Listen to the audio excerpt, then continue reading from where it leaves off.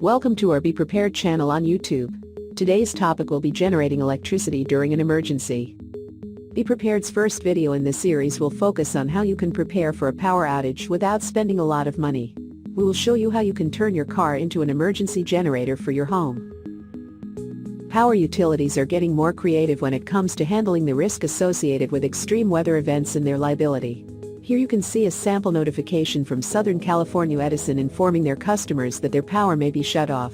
This would be your advanced notice that you may need to provide your own power for some unknown period of time. Here are some things to keep in mind about your home refrigerator during a power outage.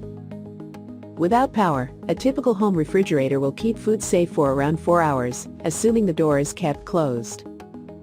A full home freezer will hold its temperature for 48 hours. A half-full freezer will hold its temperature for 24 hours, assuming the door is kept closed. So, without electricity, how do you prevent your food in the refrigerator from spoiling? You can use a portable gasoline fuel generator. Or, you can turn your car into an emergency generator, a cheaper alternative to a portable generator. Okay, so you can turn your car into an emergency generator. So how exactly is this done? We use what is called an inverter. Inverters are used to convert 12-volt DC current in the car into 110-volt AC current, which is what you use in your home to run appliances. Inverters come in many sizes. Small ones that can plug into your car's 12-volt socket, and larger ones that have to be connected directly to your car's battery under the hood. For emergency purposes, we will be talking about inverters that are 1000 watts or larger. As we mentioned, there are many different sizes and brands of inverters on the market. For emergency purposes, we would recommend going with a well-rated brand that can handle 1000 watts or more, up to 4000 watts. A good starting point for finding the right inverter for you would be to go to Amazon and see which inverters are highly rated using Amazon's 5-star system. Inverters. How do they work? For our needs, you really don't need to know how an inverter works, other than they are the right tool for this purpose. Inverters convert the voltage from a 12-volt car battery into the voltage that you can use to power appliances, charge electronics, and power needed medical devices. Next, let's take a look at how an inverter is connected to a car battery.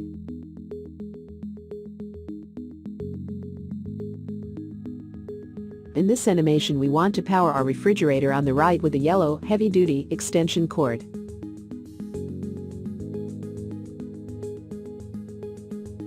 We will be connecting to the 12-volt car battery with two cables, the black one being minus, and the red one being positive. These cables will connect to the back of the inverter. The 12-volt DC power going into the inverter through the black and red cable will be converted to 110-volt AC power at the front end of the inverter, where the 3-prong female plug connections are.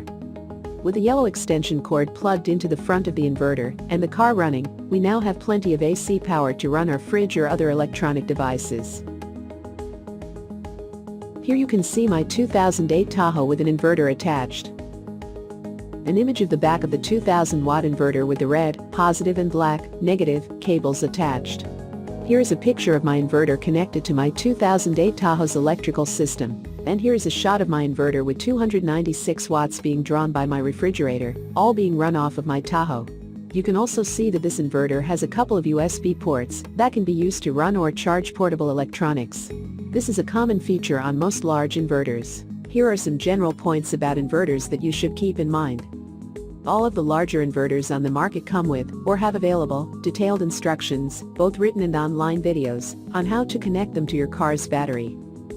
Always follow the inverter manufacturer's installation and use instructions to the letter.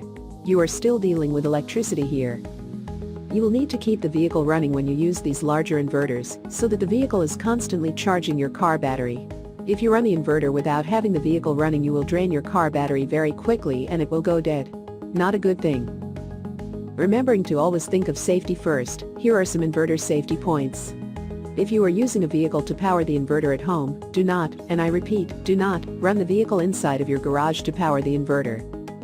Always keep your vehicle outside of your home, building, with the vehicle's exhaust pipe pointing away from the house. Exhaust blowing out 15 feet from your house is a good distance. Your car produces carbon monoxide when it is running. Carbon monoxide poisoning can kill you. Don't take any chances with your family's safety. Make sure you are using heavy-duty extension cords to connect the inverter to an appliance. This means thick outdoor extension cord cables, usually at least 12 gauge. Don't go crazy with the length of the cords you attach to the inverter, here shorter is better. Also, try not to connect multiple extension cords to each other to go long distances. Do not leave your vehicle unmonitored when it is running with a live inverter attached to it. One approach is to have your car running and then lock it from the outside while it is running with your spare key or remote. For added security, you may want to put a steering wheel lock on the steering wheel. You could also put a restraining boot on one of the tires. You will still need to be sure to check on your running car often. Here are a few more recommendations. Do a dry run of hooking up and using the inverter before you actually need to use it. Figuring all of this out, in the dark, during a power outage, is not going to be a good experience. Make sure your vehicle's gas tank is full before you go into a power out situation. An extra, full, 5-gallon gas can would also be good to have in reserve. And finally, here are some good things to know. If you are going to have 2 vehicles available, it might be wise to have 2 inverters, so you can turn each car into a generator. Depending on the vehicle, you may be able to run a vehicle powering an inverter, in idle, for 48 hours or more on a full tank of gas.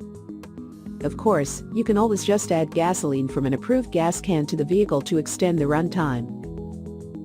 Here is an article about someone using an inverter, sounds like a 1,000-watt unit, to get through a 2-day power outage in Northern California. Looks like it kept his refrigerator nice and cold.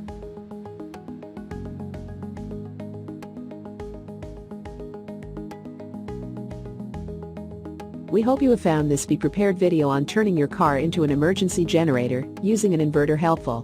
We have actually used this method for powering appliances, and it works. If you like this video and are interested in the other Be Prepared videos that we are producing, please click on the subscribe button in the lower right-hand corner of this video. You can also be kept informed as we release new videos by clicking on the notification icon beneath the video. It looks like a bell, so that you are the first to know about new video releases. Here's wishing that you and your family stay safe, and that with us you can. Be prepared.